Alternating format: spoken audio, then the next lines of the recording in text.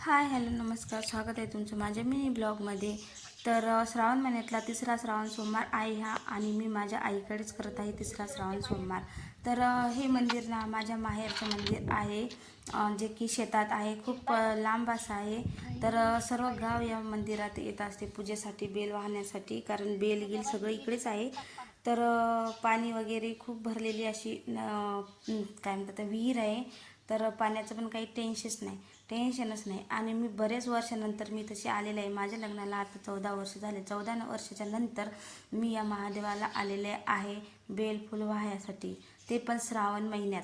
तर मी आलेच नाही लग्न झाले तसं. लग्नाच्या अगोदर आम्ही खूप वेळा आलेलो आहो इथं दर्शनाला, सोमवारी म्हणा, श्रावण महिन्यात, म्हणजे असं दर्शनाला. आणि हा महादेव खूप भाग्याचा पण आहे आणि सत्याचा पण आहे. तर वर्षानुवर्ष झाले या महादेवाच्या मंदिराला. तर तुम्ही तशी बघू शकता.